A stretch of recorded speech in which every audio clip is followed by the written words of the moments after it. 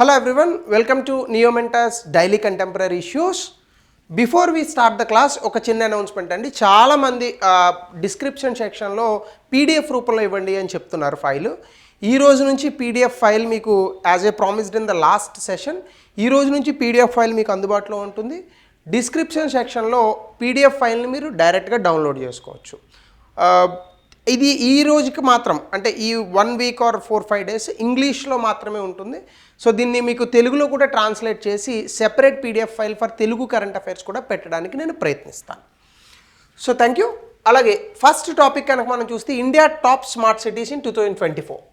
మనకి ఐఎండి అనేటటువంటి సంస్థ, institute of management development, international లెవెల్లో ఉంటుంది ఆ ఇన్స్టిట్యూట్. వీళ్ళు ఒక సర్వే చేశారు. ప్రపంచంలో ఉన్నటువంటి స్మార్ట్ సిటీస్ అన్నిటికీ ర్యాంకింగ్ ఇచ్చారు. అద్భుతమైన విషయం ఏంటంటే భారతదేశానికి సంబంధించినటువంటి ఏ స్మార్ట్ సిటీ కూడా కనీసం టాప్ 10లో కూడా లేదు, అసలు టాప్ 100లో కూడా లేదు. సో ఇది బిగ్గెస్ట్ షాక్. సో ఐఎండి అసలు స్మార్ట్ సిటీ అంటే ఏంటంటే ఏ సిటీ అయితే నూతన సాంకేతికతను ఉపయోగించుకొని అర్బన్ లివింగ్ని ఎన్హాన్స్ చేస్తుందో, అంటే అర్బనైజేషన్లో ఉన్నటువంటి ఛాలెంజెస్, అంటే పట్టణీకరణలో ఉన్నటువంటి సవాళ్ళను, పట్టణాల్లో ఉండేటటువంటి వ్యక్తుల యొక్క జీవితాలను టెక్నాలజీ ఆధారంగా ఇంకా ఏదైతే బెటర్ చేస్తుందో, అంటే సాంకేతికత ఆధారంగా ఇంకా బెటర్ ప్రామాణికాలను పెంచుతుందో ఆ సిటీని స్మార్ట్ సిటీ అని డిఫైన్ చేసింది. సో 2024 ర్యాంకింగ్స్ గాను యూరోప్ అండ్ ఏషియన్ సిటీస్కి ర్యాంకింగ్స్ని ఇచ్చారు. అలాగే నార్త్ అమెరికన్లో ఉన్నటువంటి సిటీస్, అంటే యూరోప్ అండ్ ఏషియన్ సిటీస్ వాళ్ళ ర్యాంక్ని ఇంప్రూవ్ చేసుకున్నాయి. ఉత్తర అమెరికాలో ఉన్నటువంటి సిటీస్ తగ్గాయి. అలాగే ఈ యొక్క స్మార్ట్ సిటీస్లో ఉన్నటువంటి టాప్ ఫీచర్స్ ఏముంటాయంటే జనాలను ఆధారంగా చేసుకొని అభివృద్ధి అనేటటువంటి చేస్తారు. ముఖ్యంగా రిక్రియేషన్ కోసం పార్కులు లాంటివి ఉంటాయి, గ్రీన్ స్పేసెస్. సో దీనివల్ల సస్టైనబిలిటీ పెరుగుతుంది. అలాగే కల్చరల్ ఈవెంట్స్ అనేటటువంటిది, అంటే సాంస్కృతిక కార్యక్రమాల వల్ల ప్రజల మధ్య బాండింగ్ని పెంచుతారు. సో ఇవన్నీ కూడా స్మార్ట్ సిటీస్లో ఉండే ఫీచర్స్. దీంతోపాటు ఇన్నోవేటివ్ స్ట్రాటజీస్ ఉంటాయి, అంటే ముఖ్యంగా టాలెంట్ అట్రాక్షన్ జరుగుతుంది, ఎకనామిక్ గ్రోత్, అంటే ఈ యొక్క సిటీస్ నుంచే మనకు అత్యధికంగా జీడిపి వస్తుంది. సో ఈ సిటీస్కి ఎక్కువగా టాలెంట్ అనేది అట్రాక్ట్ అవుతుంది. అలాగే inclusive urban designs to reduce inequality, అంటే అసమానతలు తగ్గించడానికి అందరికీ ఉపయోగపడేటటువంటి ఇన్ఫ్రాస్ట్రక్చర్ డెవలప్మెంట్ కానీ ఇట్లాంటివన్నీ కూడా స్మార్ట్ సిటీస్లో ఉంటాయి. సో ఇండియాకి సంబంధించి 2024లో ఏ సిటీ కూడా 100లో లేదు. ఇండియా టాప్ సిటీ ఏదన్నా ఉందంటే ఢిల్లీ 106వ ర్యాంక్లో ఉంది, బెంగళూరు 107, ముంబై 107, బెంగళూరు 109, హైదరాబాద్ 31. సో అంటే టాప్ 100లో ఏ ఇండియన్ సిటీ లేదు. ఇది నిజంగా మనం బాధపడాల్సినటువంటి విషయమే. సో ఇంకా బెటర్గా మనం సిటీ మేనేజ్మెంట్స్ అనేటటువంటివి చెయ్యాలి అని ఈ ర్యాంకింగ్స్ మనకి చెప్తున్నాయి. సో అలాగే కనుక మీరు చూస్తే ఈ యొక్క సిటీస్ డెవలప్మెంట్ కోసం 2015లో నరేంద్ర మోడీ గారి government smart city machine, national smart city machine అని ఒక కాన్సెప్ట్ని తీసుకొచ్చింది. సో 100 సిటీస్ని భారతదేశంలో తయారు చేయాలని వాళ్ళు పెట్టుకున్నారు. సస్టైనబిలిటీ అండ్ సిటిజన్ ఫ్రెండ్లీ ఇన్ఫ్రాస్ట్రక్చర్ని తీసుకురావాలి, అలాగే పబ్లిక్ హాట్స్పాట్స్ని తీసుకురావాలి, వైఫై హాట్స్పాట్స్ని పెట్టాలి, better connectivity and logistic models ఉండాలి. సో ఇలా అనేక అంశాలను చెప్పారు. బట్ ఏ అంశాలు కూడా పర్ఫెక్ట్గా జరగలేదు. అందుకే మనకు ఉన్నటువంటి గ్లోబల్ ర్యాంకింగ్స్లో మనం 106 is the first position for us. So కాబట్టి ఫోకస్ ఏరియాస్ ఇక్కడ ఖచ్చితంగా స్మార్ట్ సిటీ మిషన్లో అర్బన్ మొబిలిటీ అండ్ ట్రాన్స్పోర్ట్ అన్నారు. చాలా సిటీస్లో మెట్రో స్టేషన్స్ అండ్ మెట్రో ట్రైన్స్ని ఏర్పాటు చేశారు. బట్ ఇవేవి ఇంకా బెటర్గా చేయలేదు అని ర్యాంకింగ్స్ చెప్తున్నాయి. అలాగే డిజిటల్ గవర్నెన్స్ అండ్ టెక్నాలజీ, సాంకేతికతను, వైఫై హాట్స్పాట్స్ లాంటి వాటిని ఎక్కువగా తీసుకొస్తామని చెప్పారు. అలాగే ఎనర్జీ ఎఫిషియన్సీ, అంటే ఏంటి, విద్యుత్ని చాలా నీట్గా వాడుకునేటట్టుగా, సమర్థవంతంగా వాడుకునేటట్టుగా వ్యవస్థలను తయారు చేస్తామన్నారు. అలాగే ఇన్ఫ్రాస్ట్రక్చర్ అండ్ అర్బన్ ప్లానింగ్, అంటే మనకు ఉన్నటువంటి మౌలిక సదుపాయాలు కానీ అలాగే అర్బన్ ఏరియాస్లో ప్లానింగ్ కానీ ఇవన్నీ కూడా చాలా బలోపేతం చేస్తామని చెప్పారు. సో ఇవన్నీ కూడా focus areas and objectives of the national smart city mission programme which was launched in 2015. అయితే ఇప్పుడు మన లెక్కల ప్రకారం, మన దేశంలో ఉన్నటువంటి నీతి ఆయోగ్ లాంటి సంస్థలు ఇస్తూ ఉంటారు. ఈ లెక్కల ప్రకారం మనకున్న టాప్ స్మార్ట్ సిటీస్ సూరత్ గుజరాత్లో ఉంది. మిగతా ఒకసారి మీరు కనుక చూసుకుంటే ఎక్కడా కూడా మనకి సౌత్ ఇండియా నుంచి పెద్దగా రిప్రజెంటేషన్ లేదు. మీరు కనుక చూస్తే తుముకూరు కర్ణాటకలో ఒక సిటీ ఉంది అంతే, తమిళనాడులో మధురై, ఆంధ్ర తెలంగాణ నుంచి ఒక ప్లేస్ కూడా లేదు. సో విచ్ మీన్స్ హైదరాబాద్ను కూడా ఇంకా చాలా స్మార్ట్ సిటీగా డెవలప్ చేయాల్సిన అవసరం ఉంది. So this is what this smart city is telling us. So అయితే మన ఇండియన్ స్మార్ట్ సిటీస్లో మనకున్న ఛాలెంజెస్ ఏంటంటే రీజనల్ డిస్పారిటీస్ ఇన్ ప్రోగ్రెస్ ఉన్నాయి. అంటే కొన్ని ప్రాంతాల్లో స్మార్ట్ సిటీస్ బాగా డెవలప్ అవుతున్నాయి, కొన్ని ప్రాంతాల్లో అవ్వట్లేదు. ముంబై, ఢిల్లీ, కర్ణాటకలో బెంగళూరు, అలాగే ఇక్కడ తెలంగాణలో హైదరాబాద్, ఇలాంటి ప్రాంతాలు తప్ప, తమిళనాడులో చెన్నై తప్ప మిగతా ప్రాంతాల్లో ఉన్నటువంటి సిటీస్ని మనం పెద్దగా డెవలప్ చేయట్లేదు. అలాగే లార్జ్ స్కేల్ ప్రాజెక్ట్స్లో చాలా వరకు డిలేస్ జరుగుతున్నాయి. అలాగే స్మార్ట్ ఇనిషియేటివ్స్ గురించి అసలు చాలా లిమిటెడ్ నాలెడ్జ్ ఉంది ఈవెన్ పబ్లికే కాదు, ఈవెన్ గవర్నమెంట్ అఫీషియల్స్కి కూడా స్మార్ట్ సిటీ అనేటటువంటి దానిపైన చాలా లిమిటెడ్ నాలెడ్జ్ అనేటటువంటిది ఉంది.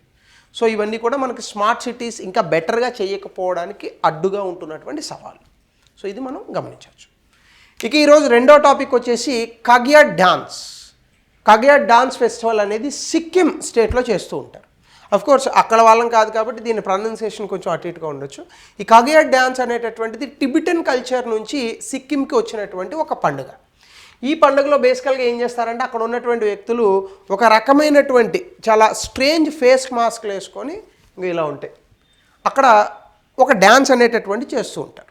సో ఈ కగ్యాట్ డ్యాన్స్ ఫెస్టివల్ని ఎప్పుడు చేస్తారంటే ఎర్లీ డిసెంబర్, సాధారణంగా టిబెటన్ లూనార్ క్యాలెండర్ ప్రకారం 10th టిబెటన్ లూనార్ మంత్లో ఉంటుంది. అది 28th, 29th day of 10th Tibetan lunar మంత్లో చేస్తారు. అంటే మనకి అది ఎర్లీ డిసెంబర్లో వస్తుంది. ఎక్కడ చేస్తారు అంటే సుకాల్ఖాంగ్ ప్యాలెస్, గ్యాంగ్టాక్, సిక్కింలో ఉంది. అలాగే దీంతోపాటు ఇంకా బుద్ధిస్ట్ మానిస్ట్రీస్ ఉన్నాయి అక్కడ, ఆ మానిస్ట్రీస్లో చేస్తారు. ఆ పేర్లు కూడా ఉన్నాయి కానీ న్యూస్లో అవి మనకి పెద్దగా రెలవెంట్ కాదు అని చెప్పేసి నేను తీసుకురాలేదు.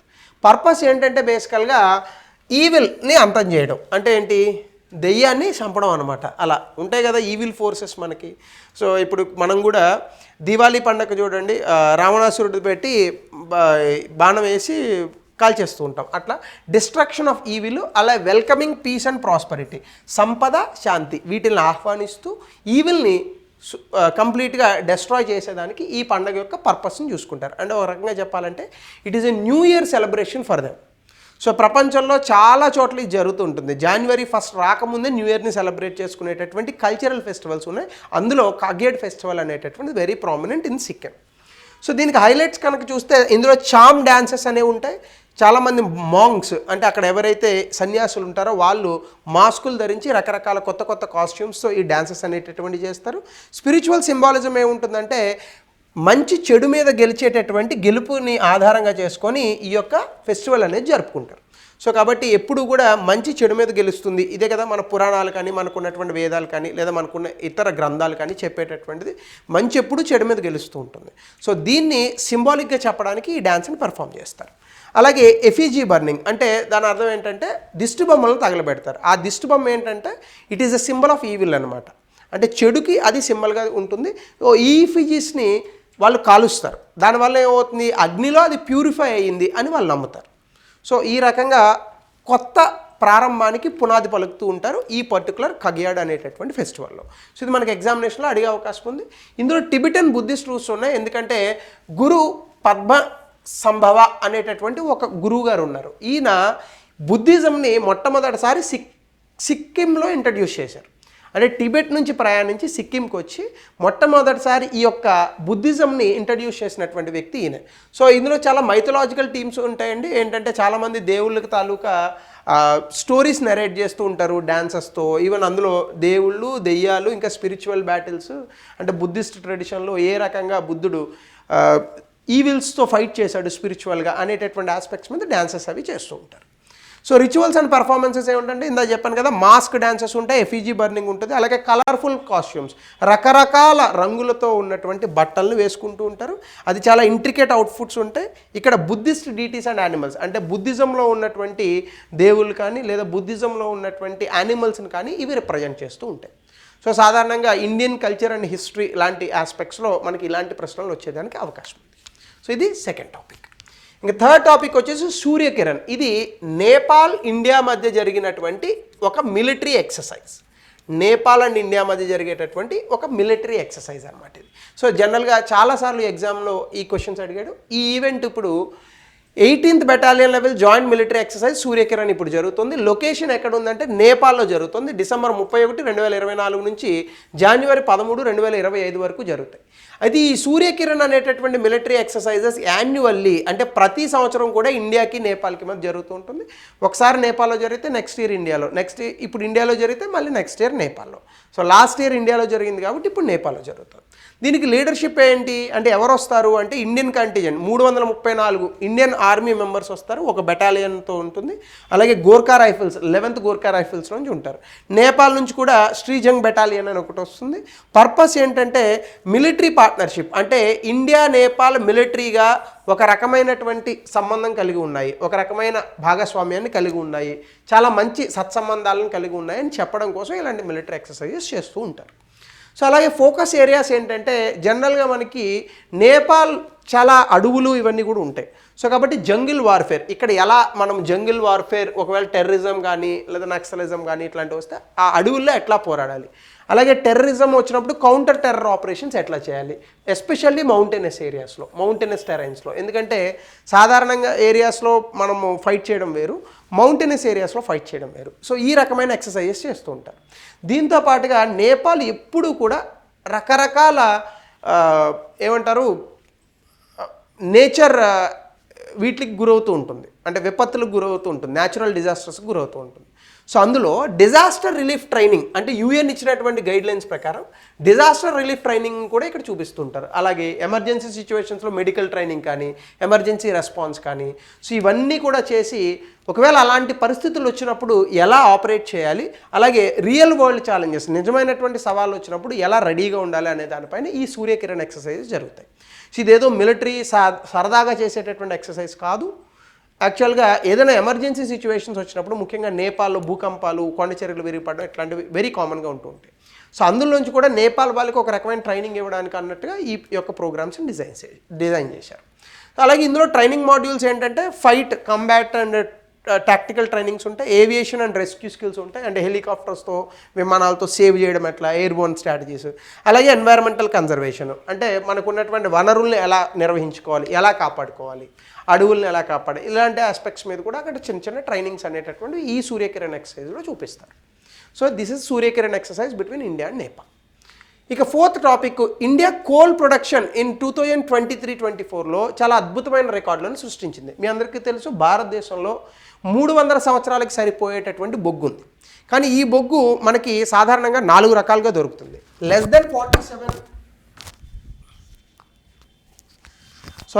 దెన్ 47 కార్బన్ ఉన్నటువంటి బొగ్గుని మనం ఏమంటామంటే పీట్ అంటాం.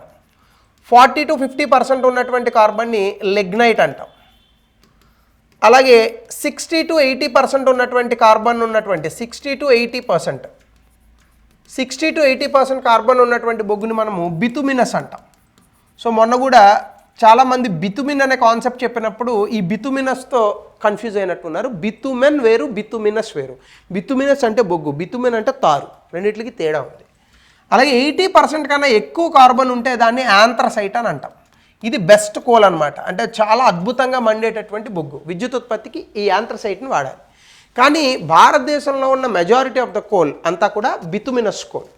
సో ఇది కొంచెం తక్కువ కార్బన్ కంటెంట్ని కలిగి ఉంటుంది, అంటే మంచి క్వాలిటీతో ఉన్నటువంటి కోల్ భారతదేశంలో తక్కువగా ఉంది. కాబట్టి మనం వేరే దేశాల నుంచి దీన్ని ఇంపోర్ట్ చేసుకుంటూ ఉంటాం. అయితే ఈ బితుమినస్ కోల్ చాలా వరకు మన ఇండియాలో ఉన్నటువంటి ఎనర్జీ ప్రొడక్షన్ అంటే విద్యుత్ ఉత్పత్తికి సరిపోతూ ఉంటుంది.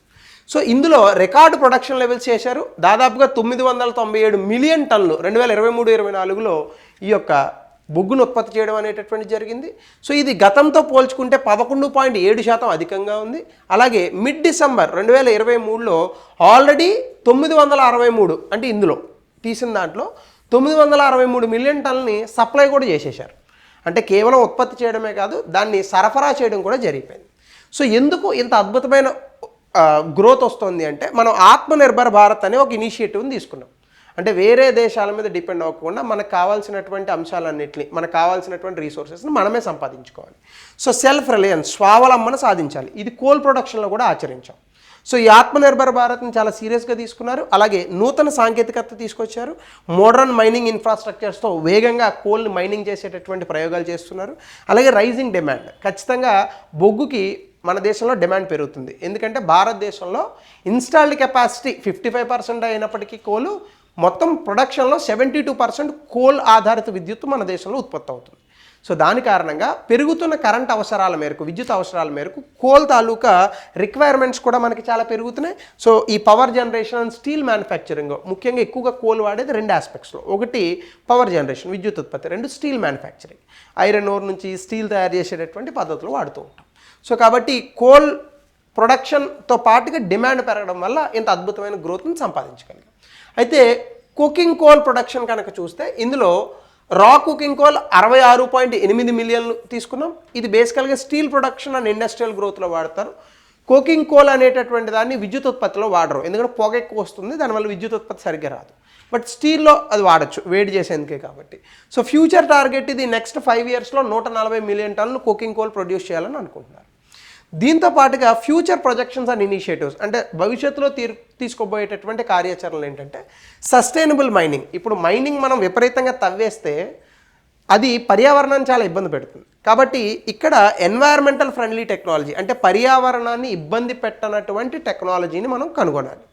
సో దానికి ఆవిష్కరణలు చేస్తున్నారు. అలాగే ఇందులో ఉన్నటువంటి ఇన్ఫ్రాస్ట్రక్చర్ కోసం కూడా ప్రభుత్వం ఎక్కువ డబ్బులు ఖర్చు పెడుతోంది, ఇన్వెస్ట్మెంట్ అనేటటువంటి దాన్ని పెంచుతోంది.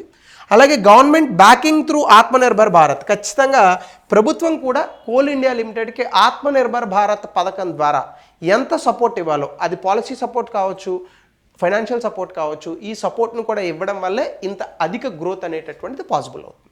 సో ఇది కోల్ ప్రొడక్షన్కి సంబంధించి. ఇంకా last topic of today, a very important topic, especially science and technology కానీ అగ్రికల్చర్ ఆస్పెక్ట్స్లో కానీ వచ్చేది హైడ్రోపోనిక్ అగ్రికల్చర్. సార్ మనం జనరల్గా అగ్రికల్చర్ చూస్తాము, లేదా ఏదో సస్టైనబుల్ అగ్రికల్చర్ చూస్తాం. హైడ్రోపోనిక్ అగ్రికల్చర్ అంటే ఏంటి? సాధారణంగా వ్యవసాయం అనేటటువంటిది భూమిలో చేస్తాం, కానీ భూమి అవసరం లేకుండా చేసే వ్యవసాయాన్ని హైడ్రోపోనిక్ అగ్రికల్చర్ అంటారు. ఈ మధ్యకాలంలో నీళ్ళల్లో వ్యవసాయం చేస్తున్నారు, అంటే ఫ్లోటింగ్ అగ్రికల్చర్.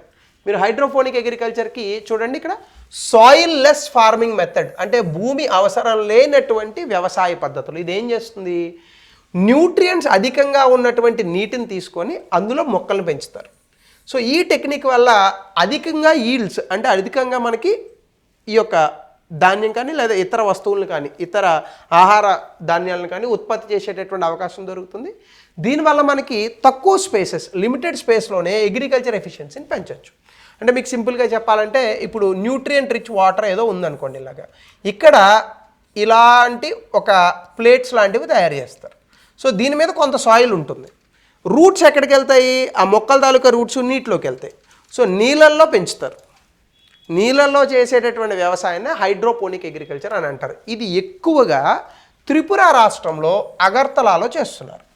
మీరు ఇక్కడ కనుక చూస్తే ఇది 500 నుంచి 560 స్క్వేర్ మీటర్ల కమర్షియల్ ఫార్మింగ్ అనేటటువంటిది చేయొచ్చు. అంటే జనరల్గా సిస్టమ్ సైజ్ ఎంత ఉంటుందంటే 500 నుంచి 560 స్క్వేర్ మీటర్స్లో ఈ కమర్షియల్ ఫార్మింగ్ అనేటటువంటి చేయొచ్చు. ముఖ్యంగా ఇందులో ఎలాంటి పంటలు పండిస్తారంటే వెజిటేబుల్స్ పండిస్తారు అంతే.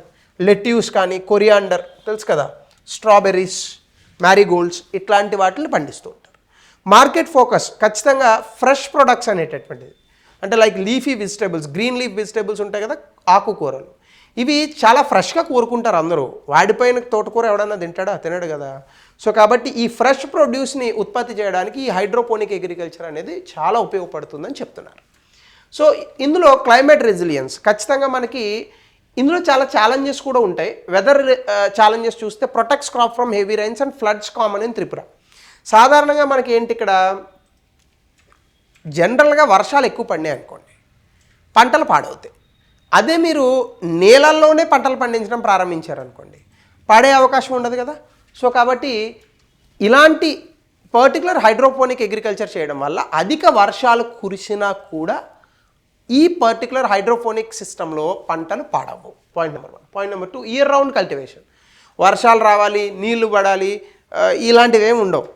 ఒక మంచి న్యూట్రియంట్ రిచ్ లేక్ ఒకటి చూసుకుంటారు, లేదా న్యూట్రియంట్ రిచ్ వాటర్ని అక్కడ పోస్తారు, అందులోనే వ్యవసాయం చేస్తారు. సో దానివల్ల ఇయర్ ఆన్ ఇయర్, అంటే ఎప్పుడు 24/7 వ్యవసాయం చేసేటటువంటి అవకాశం ఉంటుంది. సో దీనికి సపోర్ట్ కూడా హైడ్రోపోనిక్ ఫార్మింగ్ చేయడానికి గవర్నమెంట్ త్రిపుర రాష్ట్రంలో 55 లక్షల ఇన్వెస్ట్మెంట్ అనేటటువంటి దాన్ని సపోర్ట్ చేస్తున్నారు. అలాగే ప్రాఫిటబిలిటీ 3 నుంచి 5 సంవత్సరాల్లో రిటర్న్స్ వచ్చేస్తాయట. అలాగే ఫార్మర్స్కి ఈ మధ్య కాలంలో వరదలు అట్లాంటివి త్రిపురలో ఎక్కువ ఉంటాయి, ఎందుకంటే అధికంగా వర్షాలు కురిసేటటువంటి ప్రాంతం మేఘాలయ, త్రిపుర ఈ ప్రాంతాలు. సో అక్కడ ఫార్మర్స్కి ఈ టైప్ ఆఫ్ టెక్నిక్స్ బాగా హెల్ప్ అవుతాయని చెప్తున్నారు.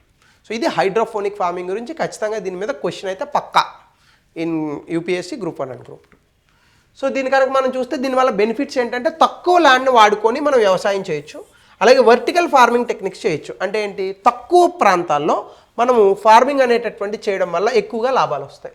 అలాగే ఇన్కమ్ ఆపర్చునిటీస్, అధికంగా మనకి ఆదాయం సంపాదించేది ఉంటుంది. అలాగే ఇది eco friendly agriculture. Climate resilient, అంటే వాతావరణ మార్పులతో దీనికి ఏం సంబంధం లేదు. సో కాబట్టి క్లైమేట్ రెసిలియంట్ అగ్రికల్చర్ అనేటటువంటిది ఈ హైడ్రోపోనిక్ సిస్టమ్స్లో సాధ్యం. సో ఇవి ఈరోజు topics, very important topics which I have noted down from the current affairs, especially from the news papers and PIB. So ఇంకా మిగతా కొత్త టాపిక్స్తో మనం రేపు కలుద్దాం. అయితే ఈలోపు కింద డిస్క్రిప్షన్ సెక్షన్లో ఇచ్చినటువంటి పీడిఎఫ్ ఫైల్ని డౌన్లోడ్ చేసుకోండి. Thank you, have a nice day.